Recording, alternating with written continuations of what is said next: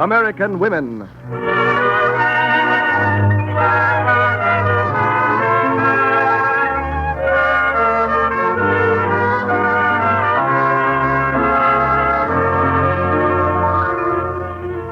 This is the story of women who have helped to develop the American way of life. Daughters of destiny, co-makers of history. Women whose names are written large upon the honor rolls of our nation's great. Women courageous who have served and sacrificed, pioneered and persevered. Women whose names, deeds, and claims to fame have often been overlooked. This is their story. 3 centuries of women whose deeds are rooted deep in our past and whose influence will reach far into the future. The story of the pioneer women of today who are blazing the trails of tomorrow. The United States Department of Education and the National Broadcasting Company take pride in presenting the first chapter in this epic tale of women in the making of America.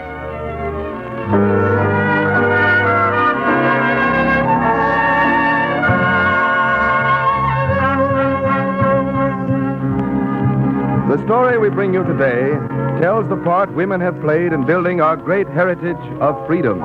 Freedom of worship, freedom of speech, freedom of assembly.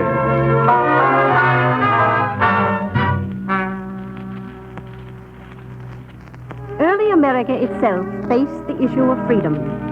Back in 1637, in a little wooden meeting house near Massachusetts Bay, a gray-haired woman, mother of 14 children, faced a council of stern-faced Puritan elders. Anne Hutchinson, you were charged with troubling the peace of this colony on 3 counts. Firstly, you have held meetings of women in your home, a thing not fitting for your sex. But, Governor Wilson... Secondly, you have dared to speak to them about religion, a subject reserved for the minds of men.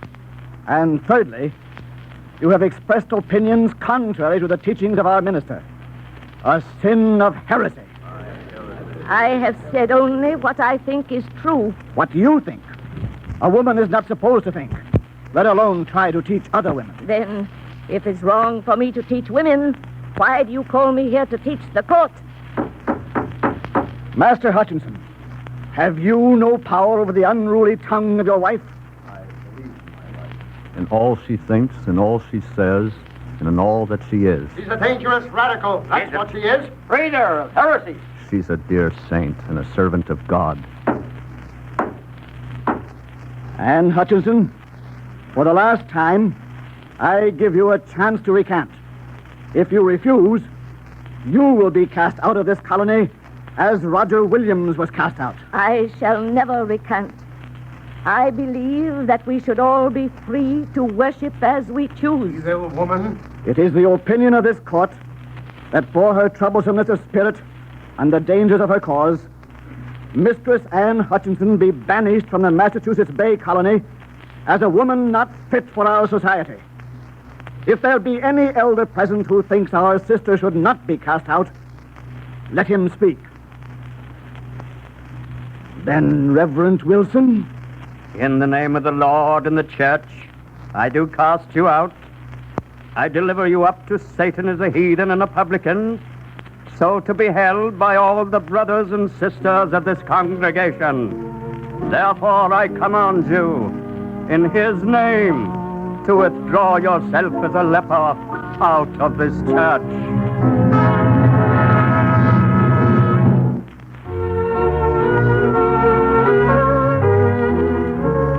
Freedom of worship, freedom of assembly, freedom of speech. Into the wilderness went Anne Hutchinson, a refugee in search of these freedoms. And with her went her husband and her followers, about 30 families of them. Southward to the island of Aquidneck, in the tolerant region of Roger Williams' settlement. There Anne Hutchinson established her colony, and there the citizens voted for the first declaration of absolute religious freedom ever made in America.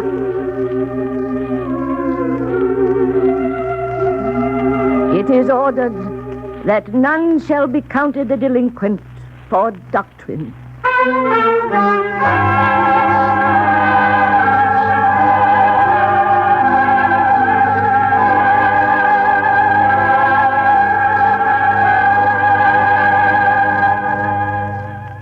Neck and Providence welcomed refugees of every creed and sect.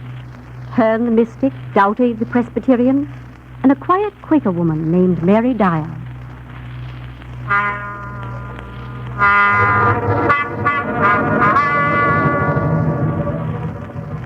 "1660, and now to Mary Dyer comes word of danger, new danger to tolerance and freedom." Mary, Boston has started another war of persecution. Every Quaker who sets foot inside the city is to be punished with death. Death? Aye. They've been lopping off the ears of Quakers and burning their tongues with red-hot irons. And now this. William, I must go to Boston. I must put their bloody law to the test. You? My own dear wife? No, Mary. William, thou hast always agreed that I should follow the dictates of my own conscience, even when it bade me leave thy faith and turn Quaker. Now, that conscience bids me to go to Boston. Mary, those fiends might actually kill you. Perhaps. If they do, that will put an end to persecution. I must defeat their dreadful law. If not by my life, then by my death.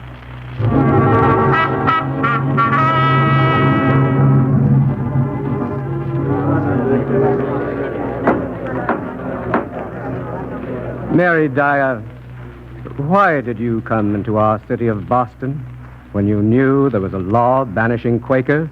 I come to bear witness, Governor Endicott, to the inner light of God in all men's hearts. Your accursed doctrine.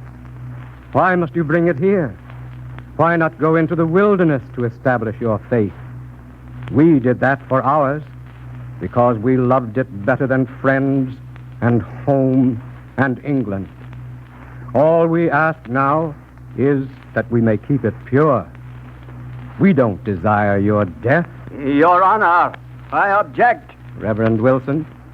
You may not desire her death, but I will carry fire in one hand and faggots in the other to burn all the Quakers in the world. Mistress Dyer, have you anything to say before this court passes sentence upon you? I ask that you repeal this dreadful law before it is too late. No, she must die. Let us put it to a vote. Is there any man among you who advises clemency because she is a woman? Then, Mary Dyer, hearken to your sentence. You shall be cast into jail tonight, and tomorrow morning you shall be taken to the Big Elm on Boston Common and hanged until you are dead.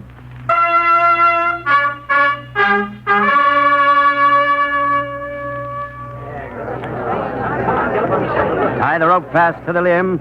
Mr. Dwyer, by coming to Boston, you have broken the law. You are now therefore guilty of your own blood being shed. Nay, I came to save you from guilt. I hope that by looking your law in the face, I might force you to abolish it. Foolish woman, give over your will, and you may yet live. Nay, I cannot. For I came in obedience to the Lord's will, and in his will I stand, even unto death. Let her die.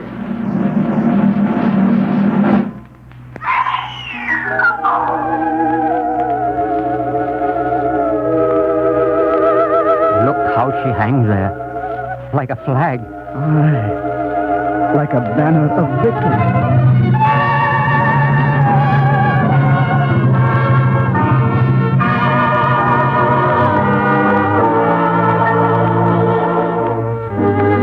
Was a victory, that death of Mary Dyer's. It so roused public opinion against the law that the government was forced to repeal it. Hatred and persecution began to fade from the American scene, making way for a spirit of tolerance such as the world had never known before. And when the new nation was being formed, tolerance was written into the Constitution as one of the citizens' inalienable rights. Congress shall make no law respecting an establishment of religion or prohibiting the free exercise thereof, or abridging the freedom of speech, or of the press, or the right of the people peaceably to assemble.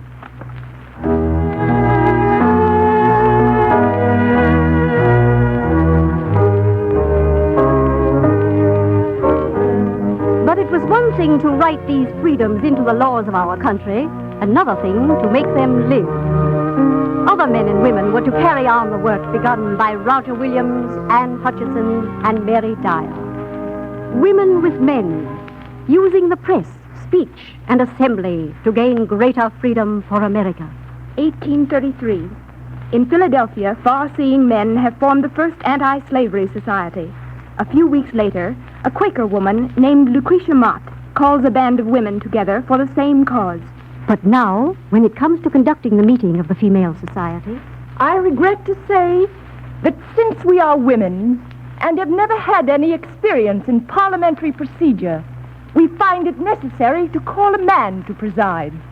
But I am happy to say that this man, who knows so much more than we do about such matters, should be one of that persecuted race we mean to set free, Mr. James McCrummell.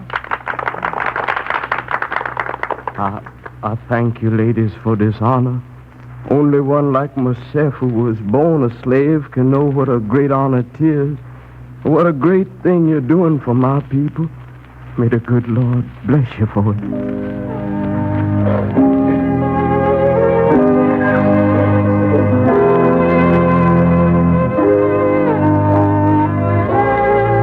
But the churches were not so benevolent. When Lucretia Mott approached them, seeking a meeting place for her anti-slavery society. I'm sorry, Mrs. Mott, but our church cannot sanction a society of females unless it is under the jurisdiction of the male elders.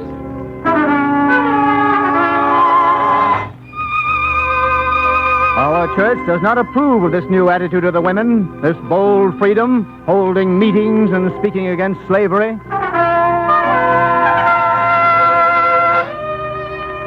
Abolition is a dangerous subject.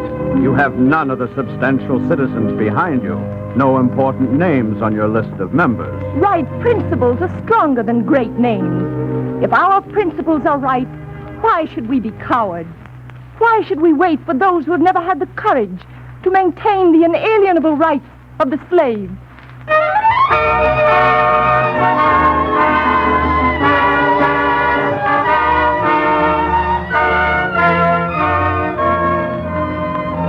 Women working for freedom, thinking, organizing, writing, speaking.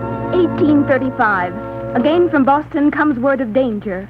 Danger to the anti-slavery cause, to freedom of speech, to freedom of the press. Today, a mob of rioters broke into a meeting of the Female Anti-Slavery Society in Boston. 8,000 men driving 20 women into the street. They threatened to tar and feather an abolitionist speaker and to lynch William Lloyd Garrison if he persists in publishing his anti-slavery paper, The Liberator. This time it was a Southern woman who stood ready to champion the cause of freedom. Angelina Grimke, daughter of wealthy plantation owners who had freed her own slaves and moved north to join in the struggle. If persecution is the means which God has ordained for the accomplishment of this great end, emancipation, then, in dependence upon him for strength to bear it, I say let it come, for it is my deep, solemn, deliberated conviction that this is a cause worth dying for. That declaration, published in the Liberator, launched Angelina Grimke as a leader in the abolition movement. Soon she was addressing public meetings of men and women, claiming greater freedom of speech than any woman since the birth of the nation.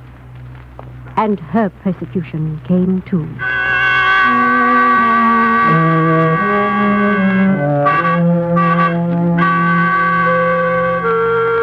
Shame upon her speaking aloud before men. She's a menace to public morals. She's just trying to show off. The Bible commands women to be silent. Public platforms ain't no place for a female. She ought to stay to home.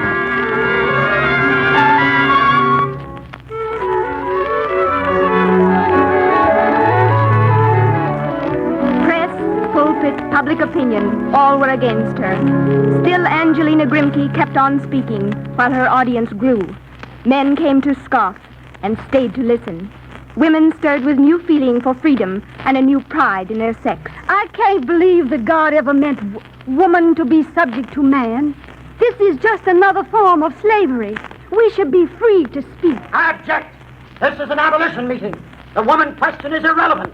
Mr. Garrison, I appeal to you. The woman question, so far as it respects her right to speak when her conscience demands it, is not irrelevant, but one it is perfectly proper to discuss in meetings devoted to freedom. And I, for one, am determined... But there were other abolitionists who differed from William Lloyd Garrison. Theodore Wells, the one whose opinion Angelina valued most highly. I wish you would drop the woman question, Miss Grimke. If you'd speak only for the Negroes... I'm free to speak of whatever I choose, Mr. Wells. Of course. And by demanding that right, you're helping to establish that freedom. Why, you're opening a public platform of our country to the men as well as to the women. Well, but just the fact that you are speaking is revolution enough. Now, if you bring in the woman question... I suppose you believe that women should keep silent. That's not true.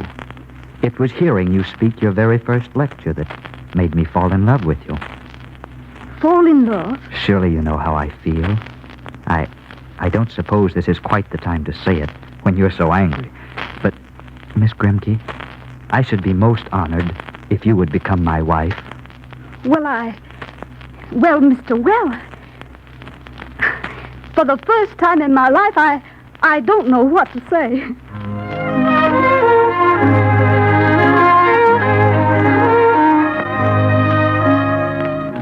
Angelina Grimke and Theodore Wells were married on May 14, 1839, the day of the opening of the new anti-slavery hall in Philadelphia. A hall dedicated to freedom, built by the abolitionists, who had found churches and lecture rooms closed to them. On the opening day, Theodore Wells sent a letter.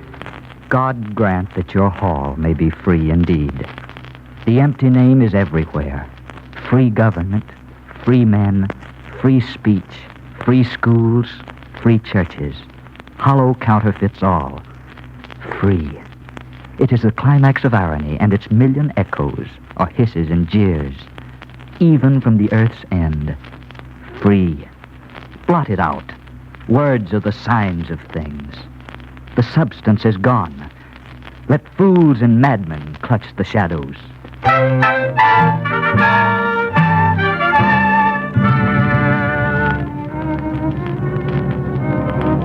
2 days later, May 16, 1838, 3,000 people are gathered in the Hall of Freedom to hear speeches by William Lloyd Garrison and Angelina Grimke Wells. What is a mob? What would the destruction of this entire hall mean? Any evidence that we are wrong? No. Doors giving way. If we shrink in this time of peril, we are not fit to fight for freedom. I thank the Lord that the voice of liberty can still be heard above this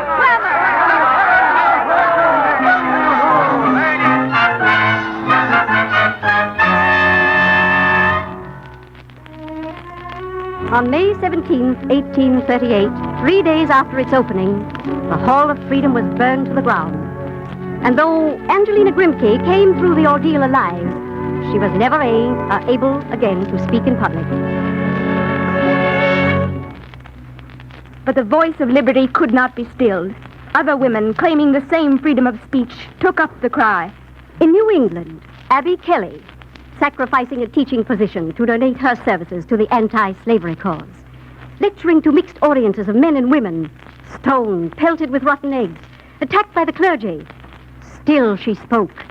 And then, 1851, another women's rights convention is meeting in a church at Akron, Ohio. Suddenly, a tall, ancient Negro woman marches down the aisle and seats herself on the pulpit steps. For hours she listens, while men argue against women's right to equality. She sees the woman's cause threatened with defeat, hears members whispering to their chairman. Our whole convention is a failure, Mrs. Gage. We can never win against those men's arguments. Women haven't enough intellect to share in the rights of men, any more than the Negroes have. If God had meant women to be equal with men, he would have made the Savior a woman. Women are too delicate. Look, Mrs. Gage, that old Negro woman, she's coming up on the platform. Don't let her speak, it'll ruin us. They're hissing her. Every newspaper in the land will have our cause mixed up with abolition and Negroes. Please, ma'am, can I say something? Quiet. Quiet, please. This woman requests your courteous attention and the American privilege of freedom of speech. My name's Sojourner Truth. I didn't have no name of my own, so I done picked that one. I means to go about our land and sojourn places and tell the truth. And children, why there's so much racket and argufying, there must be something out of kilter.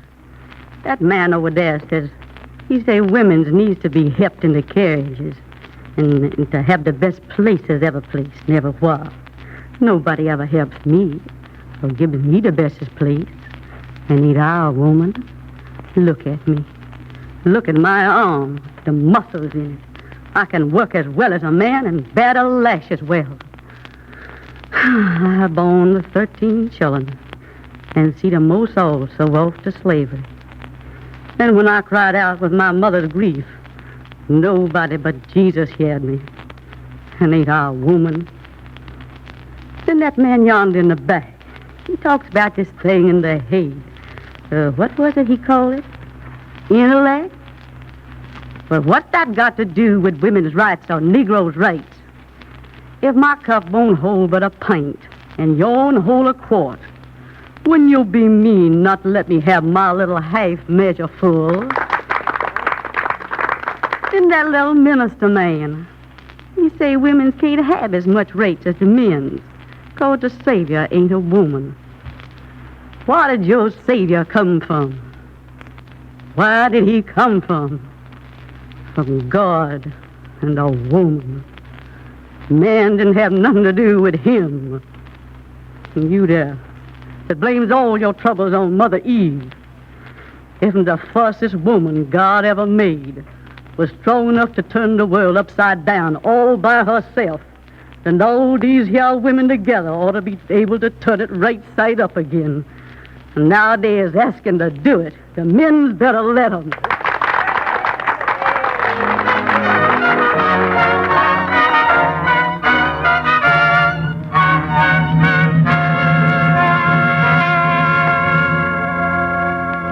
Sojourner Truth saved the day for that woman's rights convention.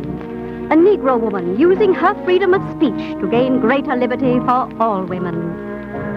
We have come a long way since that day in 1637 when Anne Hutchinson was driven from Massachusetts Bay for claiming freedom of speech, assembly, and worship.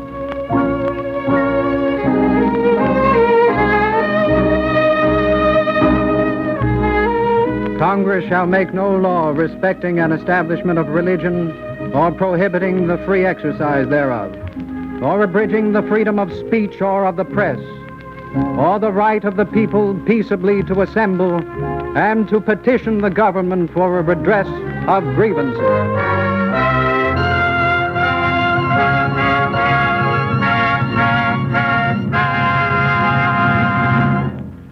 1939.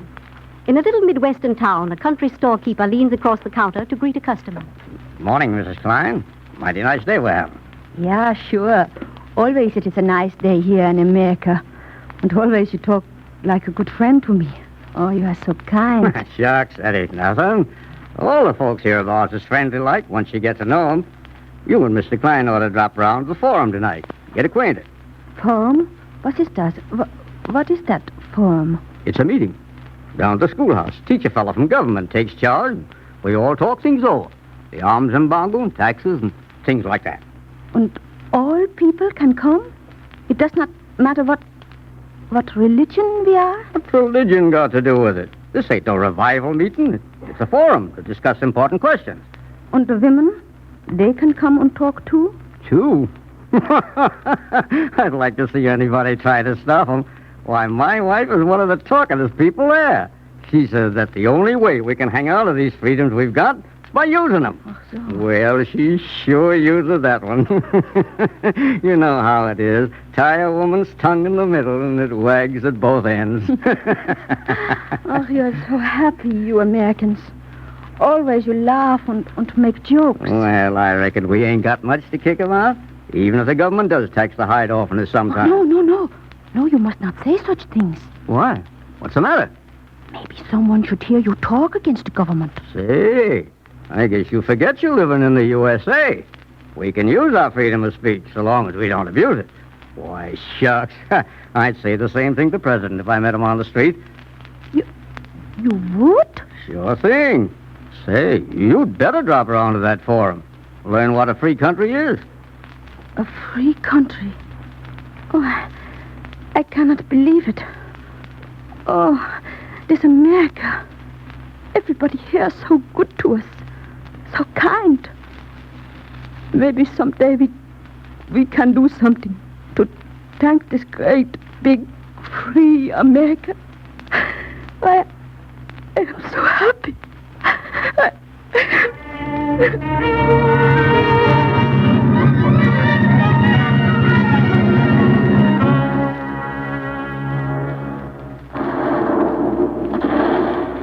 1939, the world torn between peace and war.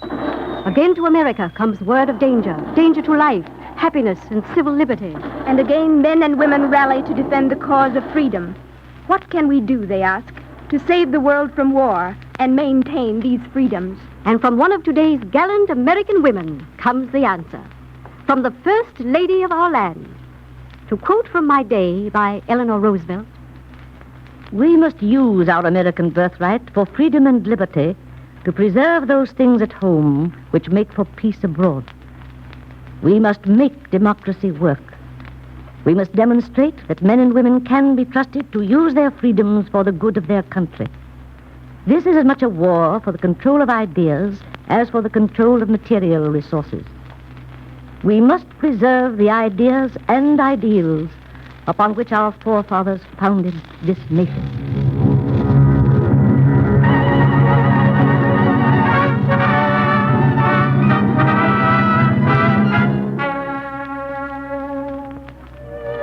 You have heard the first of a series of programs entitled Gallant American Women.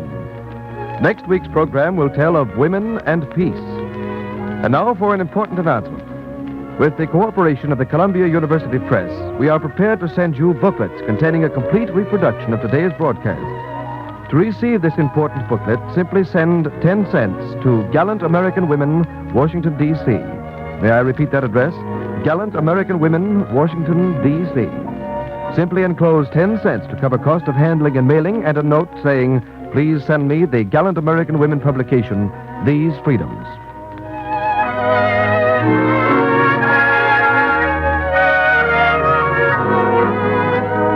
Gallant American Women, an NBC public service feature, is a series of radio dramatizations prepared and presented by the United States Office of Education with the cooperation of the Women's Division of NBC and with the assistance of the Works Projects Administration. Script by Jane Ashman, Program Supervisor Eva Hansel, Research Counselor Mary Beard. Original music by Rudolph Schramm.